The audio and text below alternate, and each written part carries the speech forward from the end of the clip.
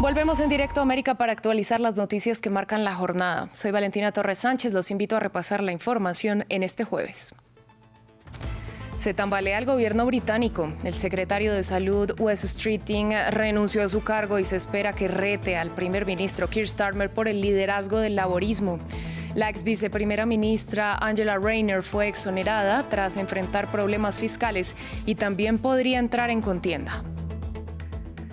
Desde Beijing, Donald Trump calificó de extremadamente positivas y productivas las conversaciones con Xi Jinping y lo invitó a la Casa Blanca el 24 de septiembre. El líder chino advirtió que las diferencias sobre Taiwán podrían llevar a un conflicto. Son al menos 5 los muertos y 40 los heridos en medio del bombardeo masivo ruso contra territorio ucraniano con cientos de drones y decenas de misiles. El presidente Volodymyr Zelensky aseguró que un vehículo de la ONU fue golpeado por uno de los drones.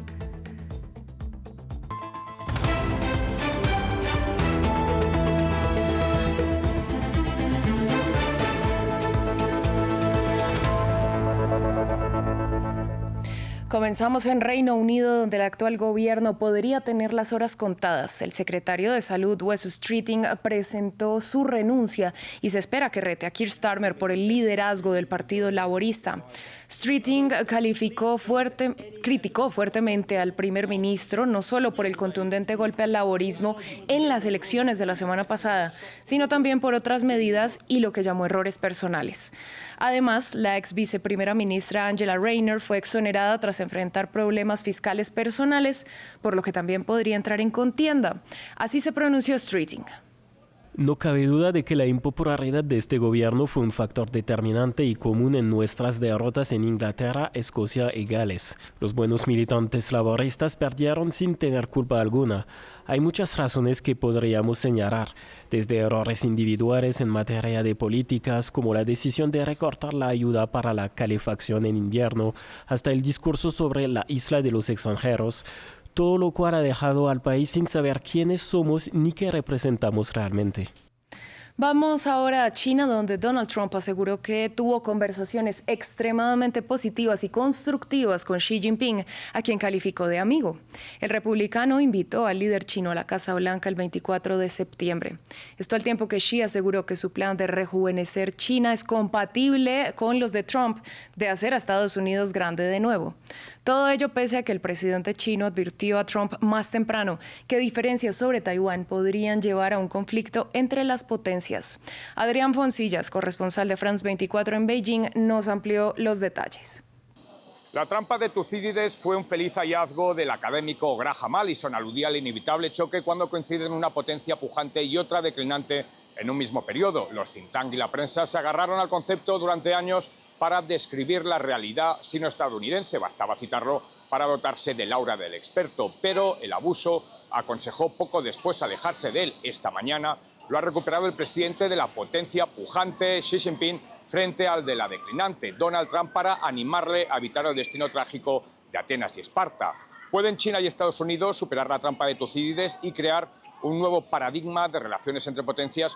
¿Podemos edificar juntos en el interés del bienestar de nuestros pueblos y el futuro de la humanidad? Esas son las preguntas, ha subrayado Xi, que el mundo espera que respondan. Poco antes había recibido en el Gran Palacio del Pueblo a su huésped con un apretón de manos y no el gran abrazo que había anunciado Trump. En Tiananmen no han faltado los 21 cañonazos, los himnos interpretados por una orquesta ni la Guardia de Honor. Trump se ha confesado orgulloso de la amistad de Xi, al que ha definido como un gran líder. Las relaciones entre ambos países, ha vaticinado Trump, serán mejores que nunca. Pero para que eso ocurra, ha advertido Xi, será imprescindible que se pongan de acuerdo en Taiwán. Si lo manejamos bien, ha dicho, nuestras relaciones serán razonablemente estables. Si no, habrá choques e incluso conflictos que las pondrán en un grave peligro.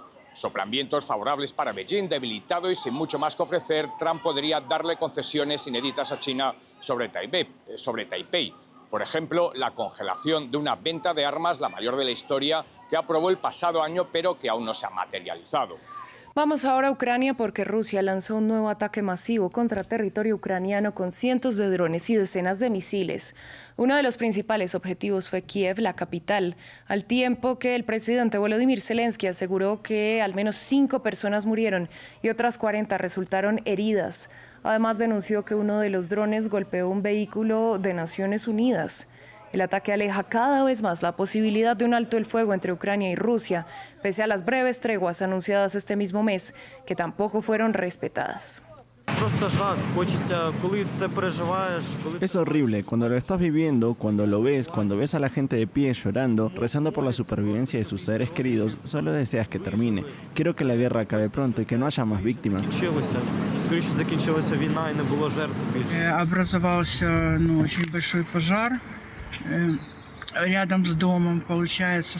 Se desató un incendio muy grande junto a la casa. Parece que la explosión se propagó. Teníamos un árbol viejo y enorme en el jardín. La explosión lo alcanzó, lo que inició el fuego. Luego el fuego se extendió a los coches aparcados cerca y todos quedaron reducidos a cenizas. Después se propagó a un garage, donde también hubo un incendio masivo. Los bomberos llegaron y lucharon contra el fuego durante unos 40 minutos. Apenas lograron apagarlo. En general, la casa sufrió graves daños.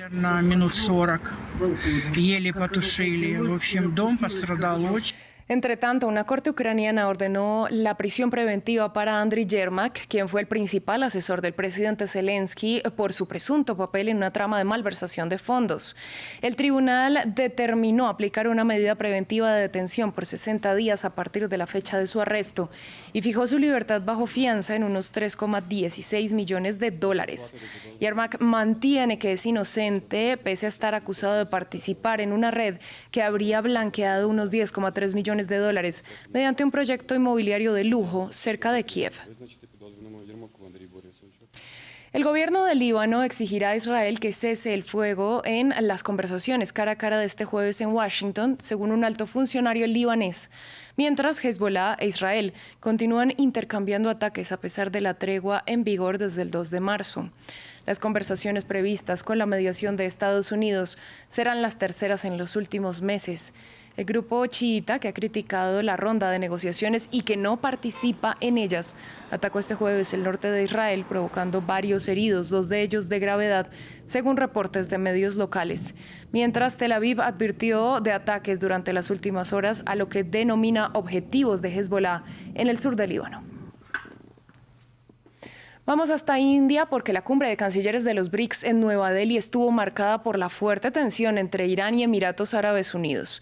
El ministro de Exteriores de Irán, Abbas Araghchi, acusó al gobierno de Abu Dhabi de haber jugado un papel de agresión directa contra la República Islámica al permitir que se usara artillería y equipos desde su territorio contra Irán.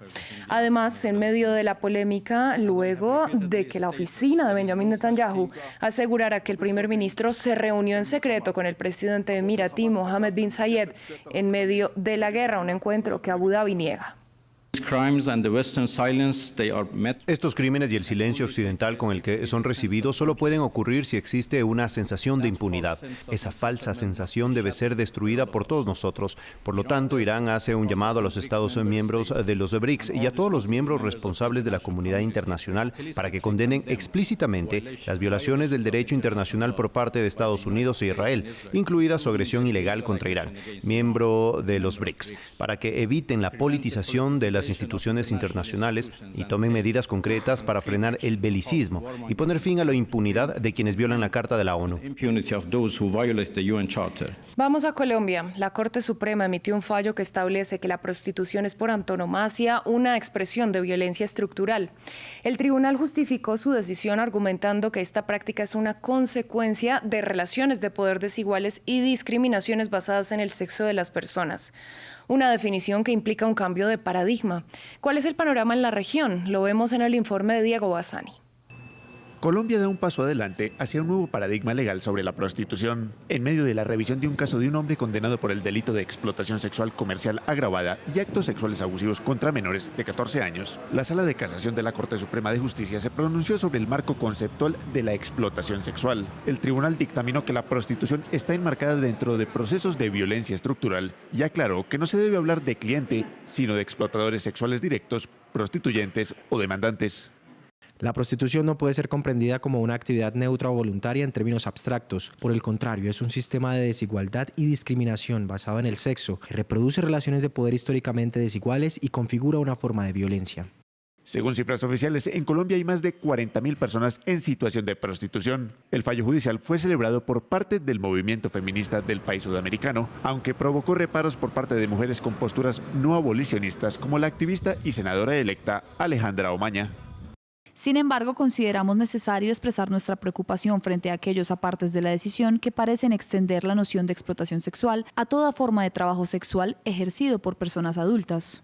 En América Latina hay posiciones legales dispares con respecto a este fenómeno. En países como Ecuador, Perú, Bolivia y Uruguay, pagar por sexo está legalizado con restricciones, mientras que Argentina tiene un marco legal con perspectiva abolicionista que restringe la compra, venta y organización de cuerpos. Según el más reciente reporte de la Organización de Estados Americanos sobre el tema en la región, las personas en situación de prostitución tienen un estado de carencia de una protección legal clara que les coloca en una condición de vulnerabilidad.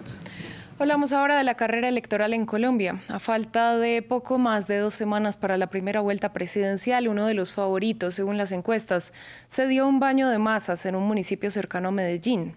Se trata del ultraderechista Abelardo de la Espriella. Este abogado de 47 años compite, de acuerdo con los sondeos, con la conservadora Paloma Valencia para avanzar a la segunda vuelta, junto con el oficialista Iván Cepeda. De la Espriella apuesta por un discurso radical para combatir la guerrilla, los grupos armados y el narcotráfico, aunque esta semana ha estado en el ojo del huracán en el país por posturas sexistas divulgadas en sendas entrevistas. En este evento realizado en Envigado, de la Espriella contó con un importante despliegue de seguridad, y es que son varias las denuncias de su parte de un supuesto complot para matarlo. Me toca con este blindaje, pero ¿era esto o no venir a Envigado? Y a pesar del blindaje, aquí siento el fervor y la fuerza de sus corazones que no se arrodillan y que quieren defender a Colombia.